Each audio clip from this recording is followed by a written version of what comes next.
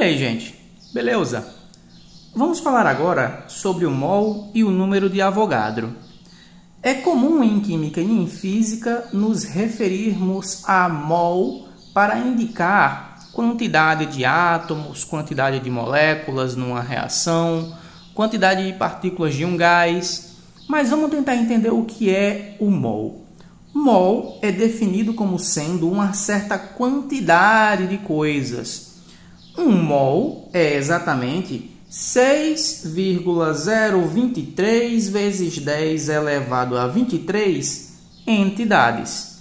Esse número está expresso em notação científica, né? Esse 10 elevado a 23 significa que essa vírgula ela está, na verdade, deslocada 23 casas para a esquerda. O número real seria, na verdade, esse aqui, né? São 602 octilhões, é um número absurdamente grande, é uma quantidade difícil até de imaginar. Mas, como a gente não vai estar escrevendo esse número para fazer uma conta, por exemplo, a gente escreve 6,23 vezes 10 elevado a 23. Ou simplesmente 6,02 vezes 10 a 23, ou se quiser ainda arredondar, 6 vezes 10 a 23, vai depender do que a questão lhe indicar, tá bem? Via de regra, vamos lembrar que ele é 6,02 vezes 10 a 23 entidades.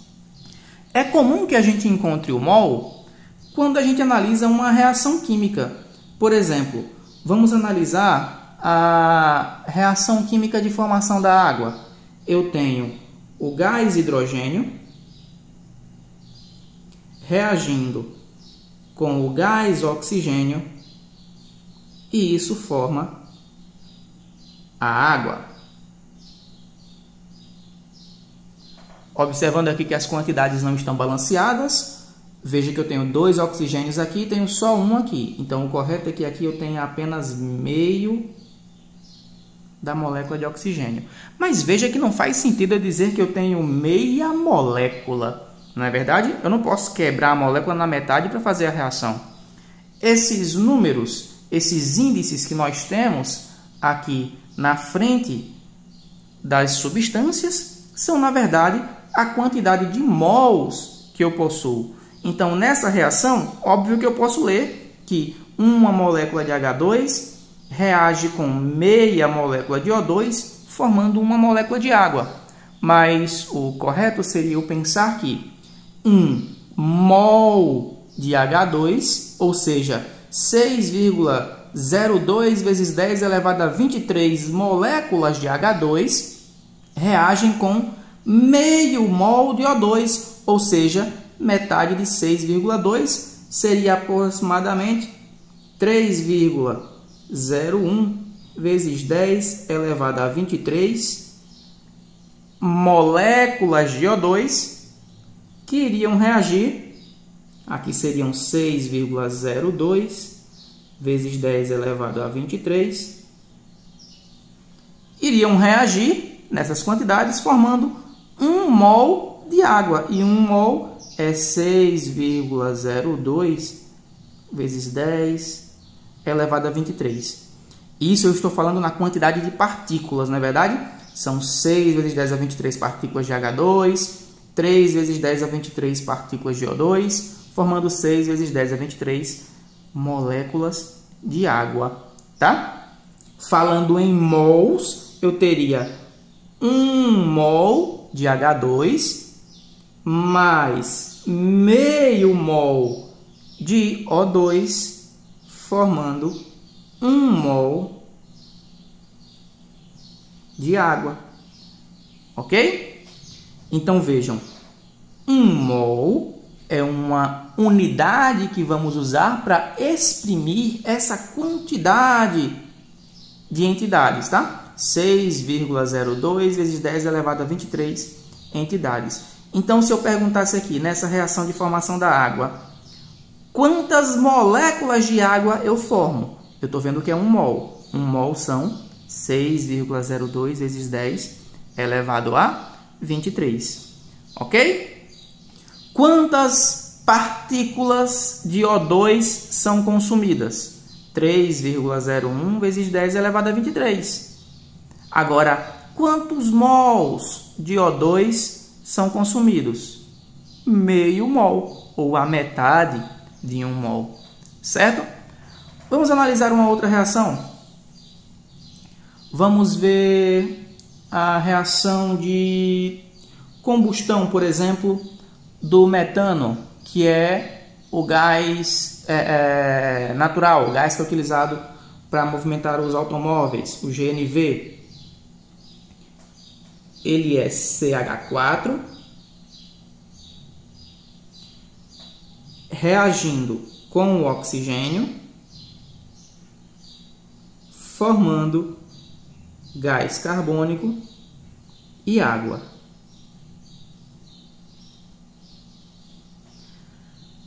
Para balancear essa equação, eu vejo que é necessário que eu tenha duas águas aqui, tá? Porque eu tenho um carbono desse lado, um carbono desse lado. Eu tenho 4 hidrogênios desse lado, aqui eu tenho 2 vezes H2, então eu tenho 4 desse lado também. Tenho 2 oxigênios aqui, aqui eu tenho 2 e aqui eu tenho mais 2. Isso significa que do lado de cá faltam 2, não é isso?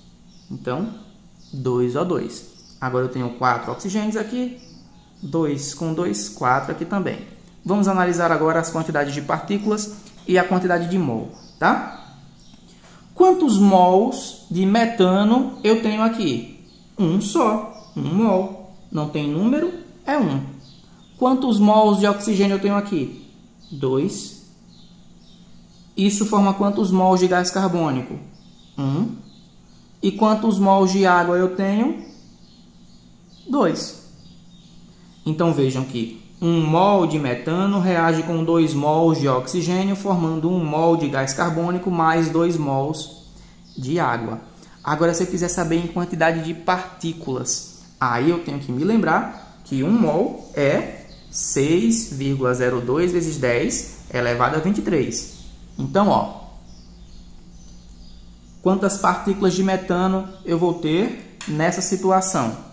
Eu teria 1 mol e 1 mol equivale a 6,02 vezes 10 elevado a 23.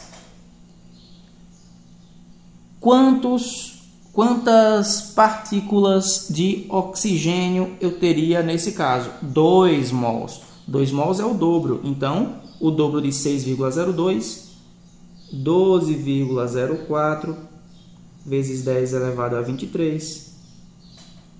Ou, se a gente quiser escrever da forma correta, desloca a vírgula uma casa para frente. Isso aqui é 1,2 vezes 10 elevado a 24. Tá? Aqui, uma revisãozinha de notação científica é importante para trabalhar com esses números grandes, tá bem? Quantas partículas de gás carbônico eu teria nesse caso?